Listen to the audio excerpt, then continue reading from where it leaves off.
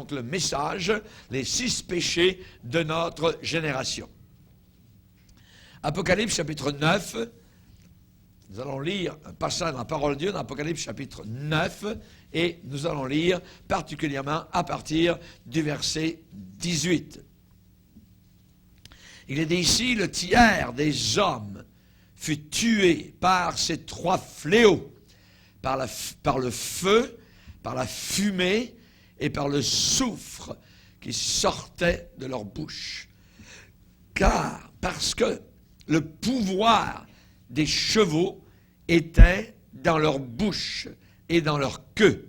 Leur queue était semblable à des serpents ayant des têtes. Et c'est avec elles qu'ils faisaient du mal. Les autres hommes qui ne furent pas tués par ces fléaux ne se repentirent pas des œuvres de leurs mains de manière à ne point adorer les démons et les idoles d'or, d'argent, d'airain, de pierre et de bois qui ne peuvent ni voir, ni entendre, ni marcher. Et ils ne se repentirent pas de leur meurtre, ni de leurs enchantements, leur sorcellerie, ni de leur impudicité, ni de leur vol. Amen. Père, nous te bénissons. Nous te remercions, Seigneur, au travers des conditions difficiles de la fin des temps, Seigneur, qui est tombée sur notre génération. Nous te bénissons de nous garder dans le creux de ta main, là où le diable ne peut venir nous chercher. Aide-nous, Seigneur Jésus, à rester dociles, à rester obéissants, Seigneur, à ta voix, afin que le Saint-Esprit continue à nous conduire et à nous garder. Veuille te glorifier, Père. Veuille bénir tes enfants qui entendent ce message, que nous puissions nous préserver des souillures de ce monde, de l'impudicité de ce monde, de la sorcellerie, des enchantements, des meurtres de ce monde, de l'idolâtrie, Seigneur, qui est un péché, de la cupidité. Nous te prions, Seigneur, que l'Esprit de gloire se manifeste encore dans nos cœurs. Aide-nous à comprendre, à réaliser, et que la vérité soit enracinée profondément dans chacun de nous. Nous te prions, Père, ces choses dans le nom merveilleux de ton Fils Jésus, par lequel nous avons une entrée libre devant toi, un accès libre en ta présence. Merci pour ce frère merveilleux que tu nous as accordé, le Fils de Dieu qui a pris corps, qui a participé au sang et à la chair. Nous te remercions pour ce Sauveur sans péché. Merci, Père, au nom de Jésus. Amen. Et tout le peuple dit Amen. Gloire à Dieu. Vous vous asseoir, frères et sœurs. Alléluia. Gloire au Seigneur. En lisant le passage que nous venons de lire aujourd'hui, eh bien, il est fort possible que vous n'ayez pas calculé le nombre des péchés, mais moi j'en compte 6, particulièrement 6 péchés qui vont avoir, je dirais, plein courant durant la grande tribulation, lorsque nous ne serons plus sur la terre, mais déjà actuellement, notre génération les voit, je dirais, en pleine évolution. Ces 6 péchés de notre génération sous nos yeux actuellement. 6, c'est le chiffre de l'homme. C'est juste en dessous de 7, le chiffre de la perfection, le chiffre de Dieu. Et il y a 6 péchés, voyez, évidemment, qui sont un virus, voyez, mortel, qui ronge, qui dévore la force et l'énergie de notre société. 6 péchés. Un virus qui est en train de grignoter, un virus qui est en train de manger le cœur, littéralement, de notre génération en l'érodant. Le premier péché, c'est rendre le mal charmant. Le mal qui devient charmant. Le mal qui devient agréable, qui devient bon. Voyez, qui est vu comme une bonne chose, un changement, littéralement, donc de vérité en mensonge. C'est le premier. On a parlé déjà du beau côté du mal. C'est très dangereux. Un langage semblable. Le beau côté du mal, c'est le premier péché. Le deuxième, c'est le matérialisme. Le troisième, ce sont les meurtres. Voyez. Le quatrième, c'est spécialement l'attachement et les liens aux narcotiques. Nous n'avons eu aucune autre génération aussi droguée que la nôtre actuellement. C'est un péché devant le Seigneur. L'attachement et les liens avec les narcotiques, qui est un lien en même temps avec la sorcellerie. Le quatrième. Le cinquième, c'est l'immoralité. Nous n'avons jamais vécu une vie aussi, une génération aussi immorale que la nôtre, jusqu'au point où vous avez des jeunes filles de 12-13 ans dans les cours de l'école, de certaines écoles, qui ont des bracelets, et vous pouvez les remarquer, ça veut dire que c'est des filles libres avec lesquelles vous pouvez aller coucher. À 12-13 ans, ça commence. L'immoralité totale, l'impudicité. Et le sixième, ce sont les vols. Pas étonnant que nos polices d'assurance montent toujours de plus en plus. La malhonnêteté. Est-ce que notre époque est en train d'annoncer la fin des temps? Je pense que oui. Je pense que oui. Jésus lui-même a dit, quand vous verrez ces choses, sachez que le Fils de l'homme est à la porte. S'il est à la porte, cela veut dire qu'il est proche d'entrer. Certains m'ont déjà posé la question en disant, mais pasteur Bourgier, ces péchés ont toujours été dans le monde. C'est vrai. Ces péchés ont toujours été dans le monde. Mais j'aimerais vous dire que depuis l'époque de Noé, ça n'a jamais autant menacé d'atteindre le niveau déluge. Un niveau d'immersion complète de la société aux quatre coins de la terre dans ces 6 péchés maudits de Dieu. Ça n'a jamais autant menacé depuis Noé d'atteindre le niveau déluge comme aujourd'hui, d'engloutir littéralement la débâcle totale dans une débauche absolue, voyez, et sans retour. Que faisaient les gens 24 heures avant le déluge? Eh bien, c'était ces 6 péchés. Et nous sommes à la veille d'un autre déluge, non pas d'eau, mais selon l'apôtre Pierre, de feu. C'est le feu, voyez, qui attend cette génération. Quand les hommes diront paix et sécurité, une ruine soudaine. Soudainement, voyez, soudainement. Rappelez-vous les 2 tours de World Center, ça a été soudain, une personne, le monde entier a été sous le choc. Les gens ont passé des heures, la journée, à regarder la télévision cette journée-là. Vous voyez? Soudainement, quand les hommes diront paix et sûreté, une ruine, on parle de ruine, soudaine, voyez, va tomber et ils n'échapperont pas. Voyez? On va lire, si vous voulez bien, dans la 2e épître de Pierre. Pierre parle évidemment de ces choses terribles qui s'en viennent. Et il est dit ici, au verset 10, 2 Pierre chapitre 3, verset 10, « Le jour du Seigneur viendra comme un voleur. En ce jour, les cieux passeront avec fracas. » Ça veut dire beaucoup de bruit. Les éléments embrasés, on parle ici de feu, embrasement. Les éléments embrasés se dissoudront. Et la terre, avec les œuvres qu'elle renferme, sera consumée.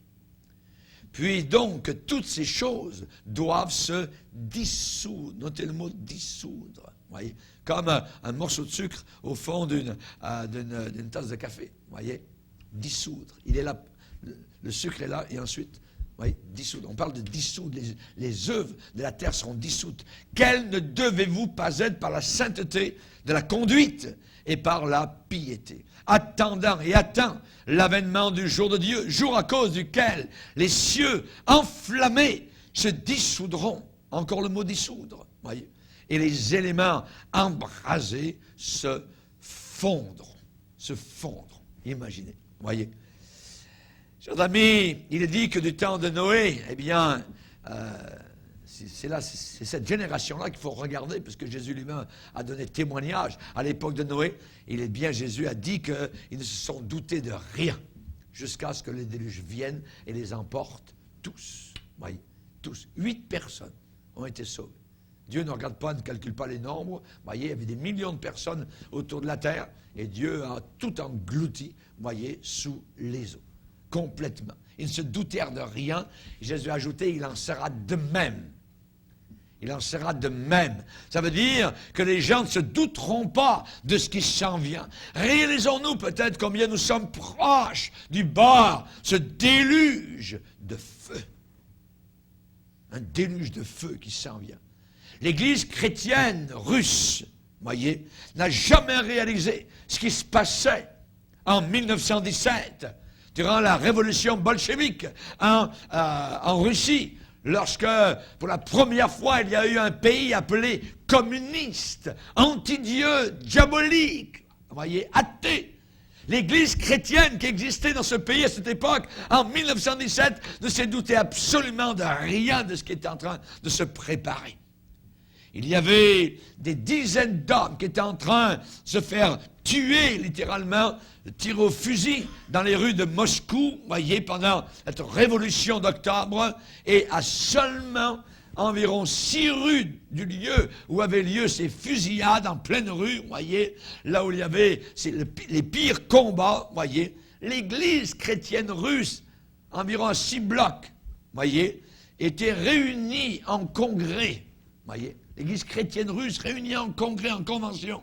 Et les officiels de l'Église avaient passé 2 jours à discuter et à argumenter entre eux sur cette question très primordiale et très importante et très théologique, à savoir s'ils devaient porter, durant leur cérémonie, des robes rouges ou des robes jaunes. Vous voyez, des niaiseries. Et peu de temps après, il n'y avait plus ni robe à porter, ni église dans lesquelles les porter. Les églises ont été toutes fermées, beaucoup de gens ont été tués, le communisme athée avait renversé tout le pays et personne n'avait vu la chose venir. L'Église de Chine aussi, en 1946, a réalisé seulement très vaguement ce qui arrivait dans cette partie du monde.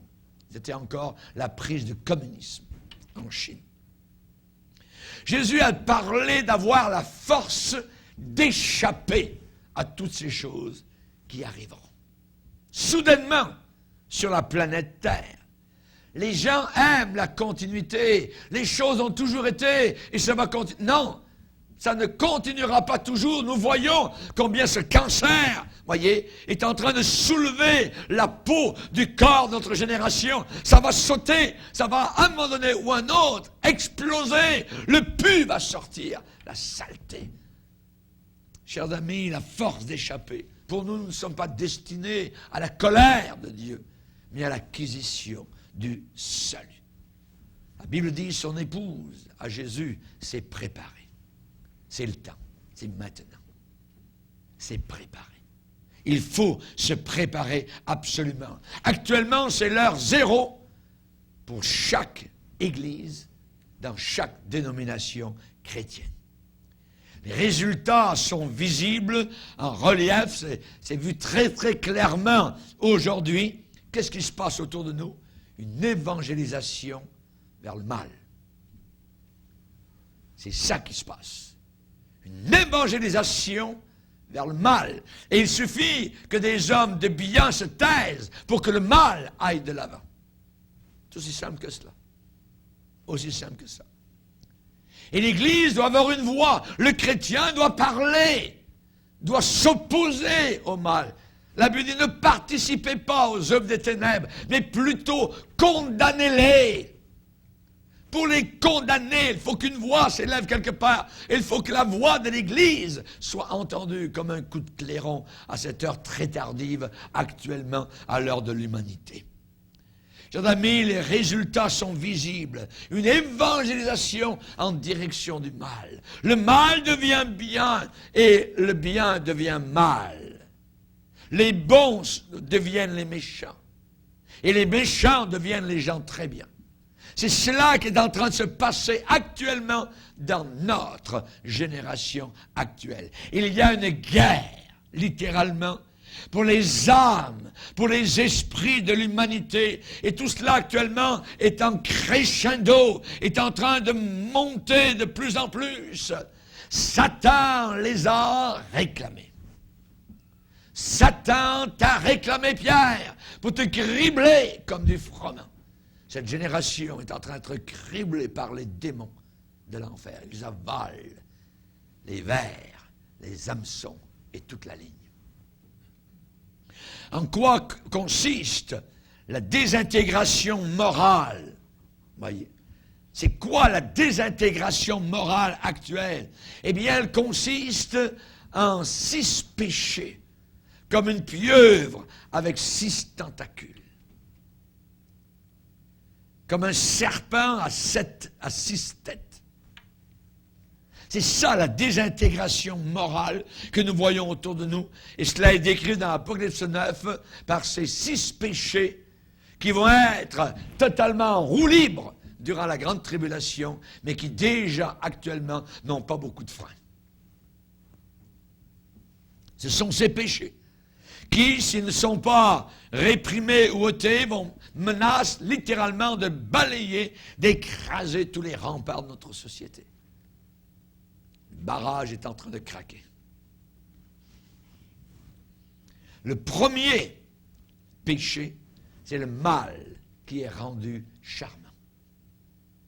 Le mal est rendu charmant. Nous, comme chrétiens, nous sommes mieux de sortir de notre tente et d'aller voir les pieux. Si les pieux sont bien plantés, c'est parce que la tempête s'en vient, parce que le cyclone s'en vient. Parce que tout à l'heure, vous voyez, si les pieux sont en train de branler, tout va s'en aller complètement. Si nous ne sommes pas capables de résister aujourd'hui, de nous mesurer avec des piétons, que sera-ce lorsqu'il faudra se mesurer avec des chevaux sur les rives orgueilleuses, cette génération qui est en train de pousser actuellement. Le mal rendu charmant. Ce que nous voyons autour de nous, et vous le savez, et je pense dans votre cœur, vous confirmez ce que votre pasteur vous annonce ce matin, c'est que le mal est rendu très très beau. Le mal est rendu très très beau. Nous vivons l'époque de la glorification du mal. Voyez. Nous avons fait de nos criminels des héros nationaux. Nous avons fait de nos criminels des héros nationaux, nous leur avons donné des médailles. Voyez. Nous avons honoré des gens qui ont tué des milliers et des milliers de personnes. Nous les avons décorés. Morgan Taylor est un exemple. Ouais. Le mariage, aujourd'hui. Imaginez, nous sommes obligés de redéfinir ce qu'est un homme et ce qu'est une femme aujourd'hui. Arrivé à ce point-là, nous sommes rendus, je pense, au fond du baril, de redire qu'un homme est différent d'une femme, pour qu'on n'assiste pas au mariage de 2 hommes et au mariage de 2 femmes ensemble. Nous sommes sur le point de voir le feu tomber du ciel. Mais nous avons accepté cela. Et opposez-vous dans cette génération à ce que je suis en train de déclarer, vous allez voir les foudres de Satan. Les foudres de l'enfer. Ce sont des démons qui travaillent actuellement, qui enseignent cette génération. Et où cela, à partir des bancs de l'école, directement, à partir de la maternelle, première année, et ainsi de suite. Directement pris, voyez. Les démons prescrivent aujourd'hui, par exemple, de ne pas se marier. Mais ils se servent de médiums, d'enseignants qui disent les choses que les démons leur déclarent. Il y a environ 40 ans, j'ai entendu un prêtre catholique, voyez, enseigner cela dans une grande école. En disant, mais il faut essayer, ne vous mariez pas tout de suite. Essayez, comme on essaye une voiture, essayez un bicycle. Voyez, vous essayez le bonhomme, vous essayez la femme, et si ça ne marche pas, ben vous mettez ça à la poubelle. Voyez. Et 40 ans plus tard, qu'est-ce que nous voyons? C'était très rare. C'était en train de tintiller nos oreilles quand les premières fois on entendait cela. Aujourd'hui, plus personne. Vous voyez, tout est accepté. Mais pas devant Dieu. Pas devant le Seigneur, qui n'a pas changé. Prescrivant de ne pas se marier. Prescrivant de ne pas se marier. Ça veut dire que les démons disent, ne te marie pas. Mais vis comme dans le mariage. Vas-y, en appartenant. Voyez. Aujourd'hui, le mariage est tordu.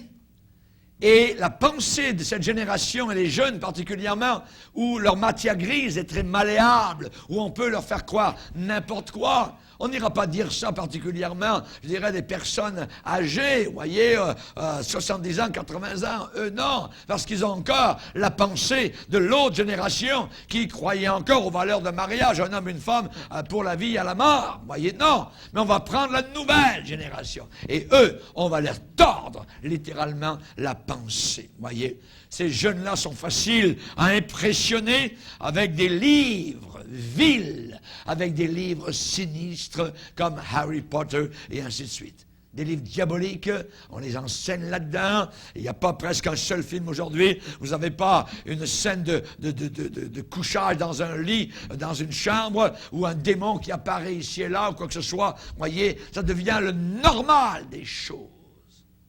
Il faut se lever contre cela. La Bible dit très bien que le mariage soit honoré de tous et le lit conjugal exempt de souillure, parce que Dieu jugera les impudiques et les adultères.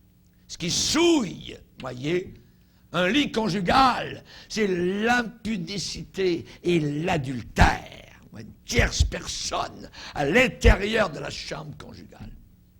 Dieu les jugera.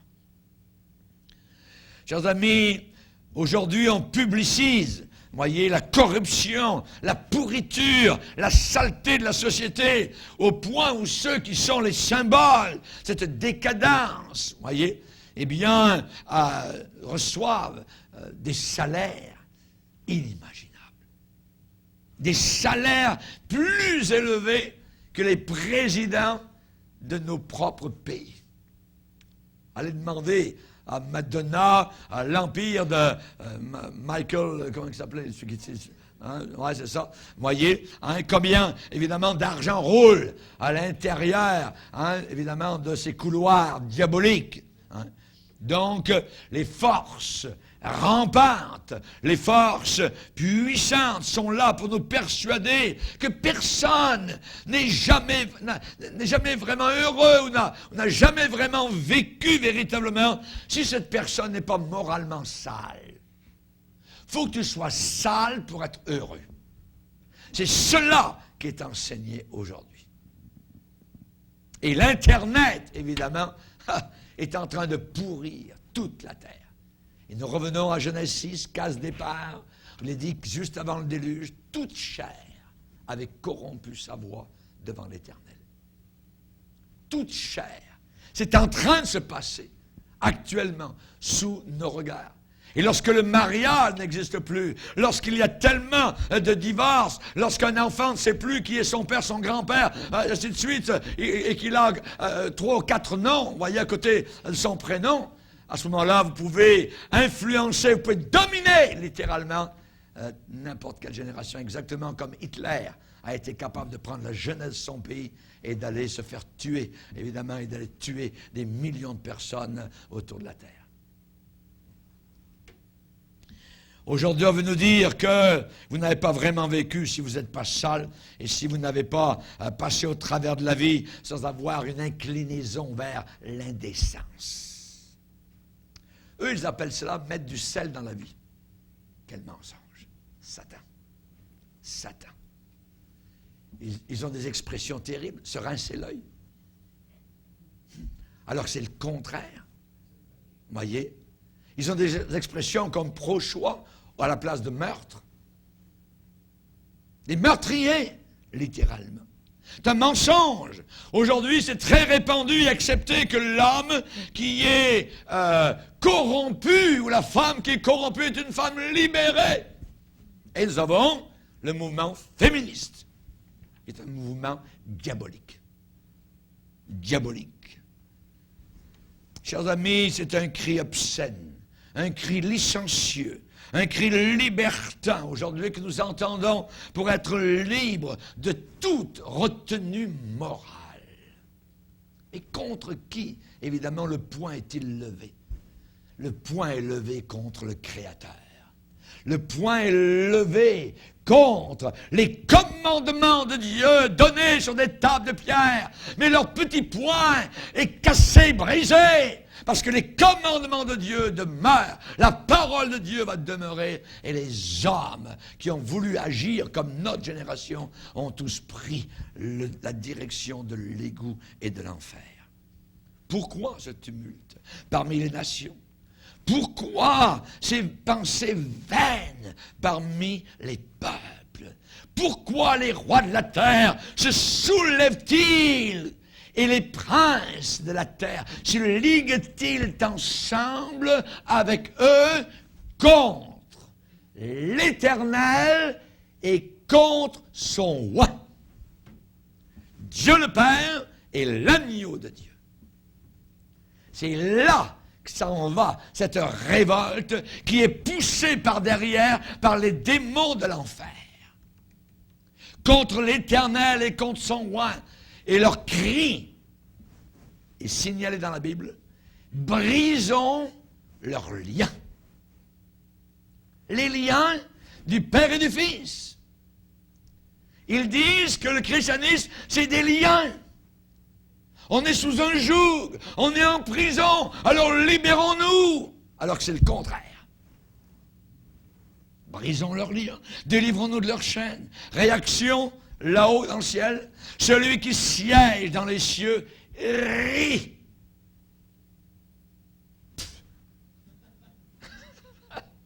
Il se moque d'eux. Notre Dieu qui a créé les galaxies, l'univers, qui est tout-puissant et qui voit toutes les nations de la terre et leur pouvoir comme une goutte au fond d'un seau. Rit d'eux, se moque littéralement d'eux. Brisons leurs liens. Dieu de la religion, ça. Ils sont insensés. Mangeons et buvons, disent-ils. Demain, nous mourrons. Il n'y a plus rien après la mort. Moi, je pense presque régulièrement, je ne dirais pas chaque jour, mais à tous ceux qui rentrent dans l'enfer et qui sont moqués d'eux. Ils sont des milliers chaque jour. Le choc. La réalisation d'être dans un lieu où ils ne verront plus le soleil, ils n'entendront plus les oiseaux, ils ne verront plus le ciel bleu, les belles couleurs d'automne, c'est fini. Leur meilleur temps est passé, ils l'ont eu sur la terre, et pendant l'éternité sont enchaînés par les ténèbres. C'est cet évangile que prêchaient les premiers disciples et les apôtres. Cette même foule qui se moque de Dieu est en train d'oublier qu'on ne peut jamais être libre des conséquences. Pourquoi? La Bible dit, ce qu'un homme sème, il le récoltera. Il sème la légèreté, la frivolité, le péché, la révolte, il va récolter la tempête. Et certains déjà commencent à la récolter. On va lire dans 2 Pierre, chapitre 2, verset 19. 2 Pierre, chapitre 2, verset 19.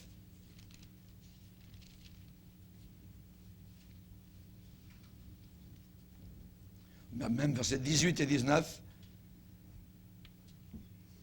Avec des discours enflés de vanité, ils amorcent par les convoitises de la chair. Il y a toujours quelque part une histoire de sexe. Ils amorcent par les convoitises de la chair et par les dissolutions ceux qui viennent à peine d'échapper aux hommes qui vivent dans l'égarement. Ils leur promettent la liberté quand ils sont eux-mêmes esclaves de la corruption. Car chacun est esclave de ce qui a triomphé de lui. Chacun est esclave de ce qui a triomphé de lui. Et on va lire un autre passage dans Galates, au chapitre 6. Galates chapitre 6, verset 7. Il est dit, ne vous y trompez pas, ne faites pas d'erreur. Hein, ne soyez pas dans une bévue, voyez, sur un mauvais chemin. Ne vous y trompez pas. On ne se moque pas de Dieu. Ce qu'un homme aura semé, il le moissonnera aussi. Celui qui sème pour sa chair moissonnera de la chair la corruption. Mais celui qui sème pour l'esprit moissonnera de l'esprit la vie éternelle. Amen. Le vice et la vertu ne sont pas plus compatibles que la lumière ne l'est avec les ténèbres. Le vice ne peut pas cohabiter avec la vertu, pas plus que la lumière ne cohabite avec les ténèbres. Quand on arrive à l'église et que c'est obscur, vous allumez la lumière, qu'est-ce qui se passe? C'est que les ténèbres s'en vont tout de suite. La lumière a le pouvoir sur les ténèbres. Amen. Gloire au Seigneur. Quiconque, a dit Jésus, se livre au péché est esclave du péché. Ce sont des esclaves. La liberté, tu sais. Libérons ceci, libérons cela, on veut être libre, c'est des esclaves. Ils sont esclaves de leur passion. Ils sont esclaves du diable. Le salaire du péché, c'est la mort. C'est la mort, voyez. Évidemment, les gens recevront un plein paiement de ce qu'ils font. De ce qu'ils font. Oui. La Bible dit, recevant en eux-mêmes le salaire que méritait leur égarement. Raison pour laquelle il y a tellement de Sidéens et tellement de gens qui meurent. C'est un péché particulier. Pensez-vous que ces Sidéens sont en train de se repentir sur leur lit de mort alors qu'ils savent? Non, ils sont en train de draguer encore un autre homme quelque part, ou une autre femme, s'ils sont lesbiennes, sur la rue, juste en sachant que la semaine prochaine, peut-être ils vont mourir. C'est un péché particulier. Voyez, faire très attention. Le cri qui s'élève de partout, c'est coexistence, tolérance. Voyez. Mais ce livre ne tolère pas l'erreur. Ce livre ne tolère pas l'impureté. Ce livre ne tolère pas les ténèbres. Voyez. C'est impossible. Les hommes ont préféré les ténèbres à la lumière. Parce que leurs œuvres étaient mauvaises. Et bien, amis, c'est l'état d'esprit que nous avons aujourd'hui autour de nous. On a revenu à Jésus qui a dit, il y a deux chemins. Il n'y en a pas trois. Il y a le chemin qui mène au ciel, le chemin qui mène à l'enfer. C'est tout. Le purgatoire est une pure invention diabolique aussi. Ceux qui croient au purgatoire se disent, si je ne vais pas au ciel, je n'irai pas en enfer. Je vais souffrir un peu dans les flammes du purgatoire, tout ça pour me purifier. Vous voyez comment que ça prend la place du sang de Jésus, parce qu'il n'y a que le sang de Jésus qui purifie de tout péché. Ça n'existe pas, ça n'a jamais existé. Vous voyez? Et vous avez des millions de personnes qui croient encore, évidemment, cela. Le mal est ennemi de la justice. Aussi certainement que le communisme est ennemi de Jésus-Christ. Il est impossible d'être un communiste chrétien. Le communisme, à la base, ne croit pas à l'existence même de Dieu. Ni démon, ni diable, ni enfer, ni rien que ce soit. Voyez. Et le mal est ennemi de la justice, autant que le communisme est ennemi de Jésus-Christ. Le mal ne peut jamais être moralement acceptable. Le mal ne peut jamais être moralement acceptable. J'accepte le concubinage. Non, c'est inacceptable. Accepte l'adultère. Jamais! Jamais! Jamais! Voyez? Le mal va détruire à moins qu'il ne soit détruit. Le mal va détruire à moins que lui-même ne soit détruit. Mais dans le monde, ils ont des idées. Oh. Il n'y a pas de mal à se faire du bien. Vous avez entendu ça? Il n'y a pas de mal à se faire du bien. Pourquoi disent-ils cela? Parce qu'ils marchent avec leur sens. Hommes sensuels, n'ayant pas l'Esprit de Dieu. Et quand on n'a pas l'Esprit de Dieu, on n'est pas sauvé, on descend. Il n'y a pas de mal à se faire du bien, voyez. Il n'y a plus de péché. On l'entend ça à l'appel. Oui. C'est un fait clairement établi, inaltérable, selon la parole de Dieu, que uniquement Jésus-Christ est venu détruire les œuvres du diable. Mohammed n'est pas venu détruire les œuvres du diable. Bouddha n'est pas venu détruire les œuvres du diable. Confucius n'est pas mort pour mes péchés. Il ne m'aimait pas. Mohammed ne m'aimait pas non plus. Bouddha ne m'a jamais aimé. Oui. Il y en a un qui m'a aimé. Alléluia. Alléluia. Et il est mort pour moi à la croix du calvaire. Merci Seigneur. J'aimerais vous dire qu'il n'y aura jamais de réveil authentique sans que l'on prenne conscience de nouveau des mauvaises actions et du mal. Nous avons besoin de retourner à Exode 20. Tu n'auras pas d'autre devant ma face. Tu ne mentiras pas. Tu ne convoiteras pas la femme de ton prochain. Voyez, et ainsi de suite. Tu honoreras ton père et ta mère. Tout cela aujourd'hui vole en éclats. L'homme veut évidemment se soustraire à l'autorité de son Dieu créateur. Jésus a dit, si vous ne vous repentez pas, vous périrez tous également, comme un bulldozer qui nivelle tout le monde. Si vous ne vous repentez pas, tout le monde descend vers la perdition, vers la condamnation. On voit que la repentance, c'est uniquement cela qui amène la régénération et la justice. Et on comprend comment Ésaïe a pu dire « Malheur à ceux qui appellent le mal bien » et « Malheur à ceux qui appellent le bien mal ». Malheur. Et quand la Bible dit « Malheur », c'est malheur. Malheur à la terre et à la mer, car le diable est descendu vers vous animé d'une grande colère. De grands malheurs. Quand un tsunami est en train de secouer et qu'il y a 300 000 morts, c'est un grand malheur. Malheur à ceux qui appellent le mal bien. L'Halloween n'est pas une petite fête, je dirais, juste pour s'amuser. Quelque chose de diabolique. Quelque chose de totalement infernal.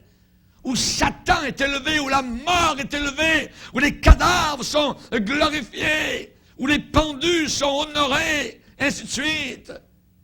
C'est une fête satanique à laquelle aucun chrétien ne doit prendre part, mais plutôt condamner cela. Plutôt condamner cela. Le péché numéro 1 de la société, c'est cela.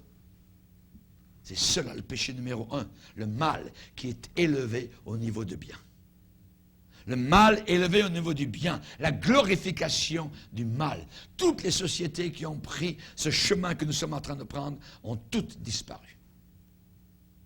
Mais comme on ne veut plus rien savoir de l'histoire aujourd'hui, on ne veut plus, même les cours d'histoire sont en train de disparaître dans nos écoles. Pourquoi? Pour que cette génération ne sache pas ce qui s'est passé. Parce que l'histoire se répète tout le temps.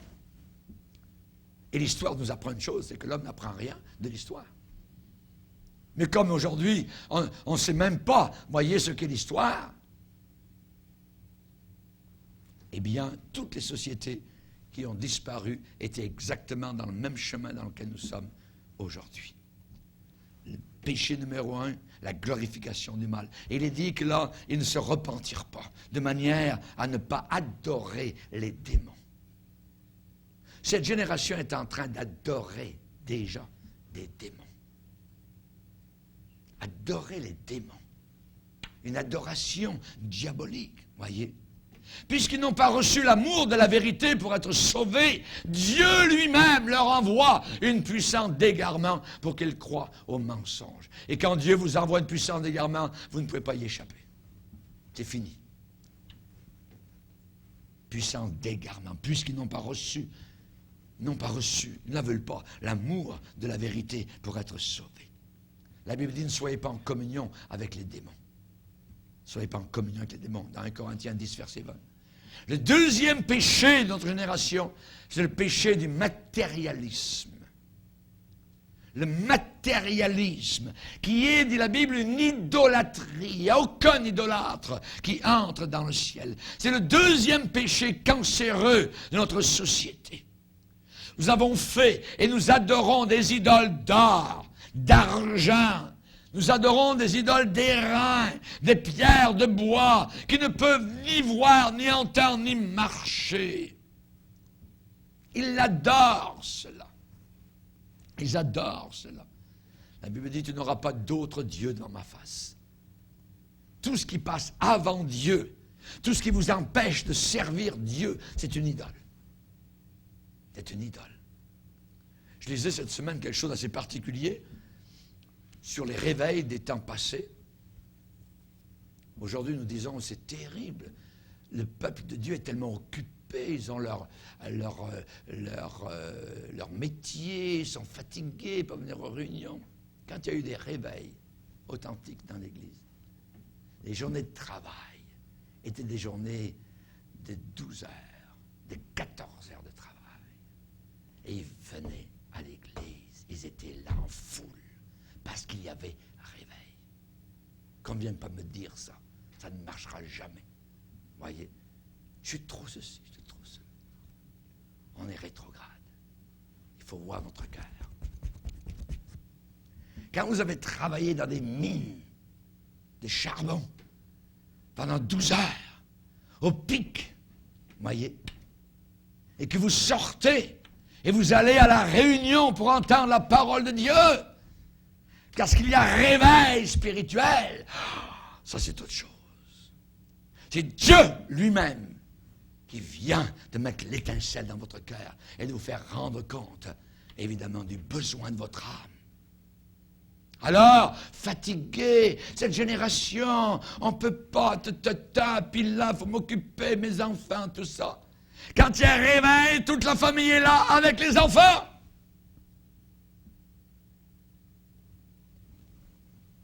Matérialisme, tu n'auras pas d'autre Dieu. Nous en sommes venus à aimer ce qui est inanimé, ce qui n'a pas de vie. Nous en sommes venus à aimer ce qui est inanimé plus que ce qui est animé. Notre machinerie, notre gadget. Ne vous amassez pas des trésors sur la terre. Notre confort mécanique. Tout cela est arrivé à avoir plus de signification que nos propres enfants. Que les âmes de nos semblables qui sont en train de mourir dans notre pays païen et ailleurs outre-mer. Ouais. Nous échangeons, nous troquons leur destinée éternelle et leur vraie liberté pour nos plaisirs charnels. Pour nos plaisirs charnels. Leur âme. Personne ne prend souci de mon âme, a dit David. Personne ne prend souci de mon âme. Notre âme est très importante. L'insensé qui ramassait ses biens, qui pensait juste à sa retraite, Dieu est venu frapper à sa porte et lui a dit, insensé, cette nuit même, ton âme te sera redemandée. Dans sa balance à lui, il avait ses biens et son âme. Et ses biens étaient plus forts que son âme. Insensé, a dit le Seigneur. La vie d'un homme ne dépend pas de ses biens, même s'il est dans l'abondance. Combien de personnes on a vu juste arriver à la retraite, toc, une semaine après, mort, toc. Très bonne santé. La personne joguait, la personne faisait du sport. Insensé, cette nuit même. Ces idoles de confort, voyez, sont en train de lier notre âme. C'est la raison pour laquelle dans notre pays, il n'y a pas de réveil. Et que les pays riches sont des pays les plus durs à évangéliser. Nous avons des missionnaires qui ont travaillé au Congo, qui ont vu des milliers de personnes venir au Seigneur. Et ensuite, un jour, sont partis, ils sont allés dans leur pays, j'en connais un particulièrement en Suisse. Un gars qui a gagné des milliers d'âmes là-bas, arrivé en Suisse, il a un petit groupe d'une vingtaine de personnes. Et il évangélise autant, il se donne pour que l'œuvre avance, tout ça. Cœur fermé. Même personne, même ministère. Les gens sont liés au matérialisme. Dans nos pays riches, l'évangile n'est plus accepté, n'est plus acceptable. est plus acceptable. Ils pensent à leur confort, à leur richesse. Ils se battent pour un sou, ici, ainsi de suite. Nous nous courbons devant les autels de ce que nous appelons réalisme. Nous acceptons comme étant éternel uniquement ce qu'on peut voir et toucher. Dans le psaume, il est dit, ils pensent que leurs maisons seront éternelles. Ils pensent que leurs maisons seront éternelles. Que servirait-il à un homme de gagner le monde entier s'il perd son âme? L'âme. Le monde entier, le matérialisme, et de l'autre côté, l'âme. L'âme. C'est toujours ce combat entre le spirituel et ce qui est visible, hein, ce qui est charnel. Hein, c'est ce genre d'esclavage, voyez, au bien uniquement de la terre. Nous acceptons comme étant éternel uniquement ce qu'on peut voir et toucher, ressentir. Mais Dieu est parole. Nous ne voyons pas. Dieu est parole. Au commencement était la parole. La parole. Voyez. Jésus a dit, heureux ceux qui n'ont pas vu et qui ont cru. Croire quoi? Croire la parole. Croire ce qu'on a entendu. Heureux ceux qui n'ont pas vu et heureux ceux qui ont cru. Lui que vous aimez sans l'avoir vu, en qui vous croyez, sans le voir encore. Thomas dit, si je ne vois pas les marques, voyez, dans ses mains, dans son côté, je ne croirai pas. Israël était fatigué d'un Dieu invisible. Ils ont dit, nous voulons un roi qu'on voit. C'est encore la tendance aujourd'hui de voir le visible sur la parole. Ève avait entendu la parole, mais voilà qu'elle a vu l'arbre. Elle le voyait auparavant, mais le diable l'a fait voir d'une autre manière. Vas-y, voyons, vas-y, laisse la parole. Touche, goûte, ressent. Dieu, il ne veut pas ton bonheur. Vous serez comme des dieux. Dieu ne vous a pas tout dit. Ah oui? Elle a commencé à douter. Vous voyez? Elle a commencé à douter de la parole. Aujourd'hui, nous ne voulons pas croire que le visible est uniquement temporel, que c'est l'invisible qui est éternel. Nous acceptons le présent actuel comme étant l'éternel. Notre standard de vie n'est plus un standard moral, c'est un standard matériel. Un standard matériel. Je dis bien, notre standard de vie n'est plus un standard moral, c'est un standard matériel. Ce qui compte vraiment, ce n'est plus ce que tu es, c'est ce que tu as. C'est ça qui compte. L'homme regarde ce qui frappe les regards. Donc, nous sommes tombés au niveau de l'homme du monde. Et nous, dans l'Église, nous devons avoir toujours l'oreille. Nous marchons par la parole. Dieu a-t-il réellement dit? Le diable est toujours en échec. La parole du Seigneur. La parole. L'âme courageuse, l'âme brave qui cherche Dieu, aujourd'hui, c'est passé de mode. Prier. Voyons, tu perds ton temps. C'est passé de mode. On se moque d'un prieur, d'une prieuse, de quelqu'un qui à genoux cherche Dieu. On se moquerait de Jacques, le pasteur de Jérusalem, qui avait les genoux, dit-on, comme des chameaux, tellement ils étaient calés. On se moquerait d'un homme qui, durant les puritains, dans sa chambre où le plancher était de bois, et il y avait 2 rainures à côté de son lit. L'endroit où ses genoux venaient se placer, il se mettait tellement souvent que le plancher était usé. Pour nous, ça n'a aucune valeur dans notre génération actuelle. Standard matériel. Montre-moi ta maison. Montre-moi ta voiture. C'est ça qui compte. Et non plus ce que nous sommes. Ce que nous sommes. Voyez. Garde-toi d'oublier. On va lire un dernier passage dans Deutéronome 8.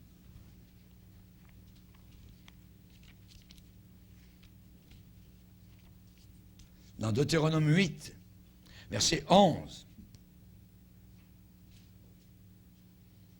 même 10, « Lorsque tu mangeras et te rassasieras, ta table sera pleine, tu béniras l'Éternel ton Dieu pour le bon pays qu'il t'a donné.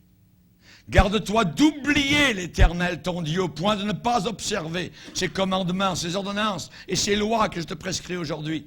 Lorsque tu mangeras et te rassasieras, lorsque tu bâtiras et tu habiteras de belles maisons, lorsque tu verras multiplier ton gros et ton menu bétail, s'augmenter ton argent et ton or, et s'accroître tout ce qui est à toi, prends garde. Watch out. Prends garde que ton cœur ne s'enfle l'orgueil et que tu n'oublies l'Éternel, ton Dieu, qui t'a fait sortir du pays d'Égypte.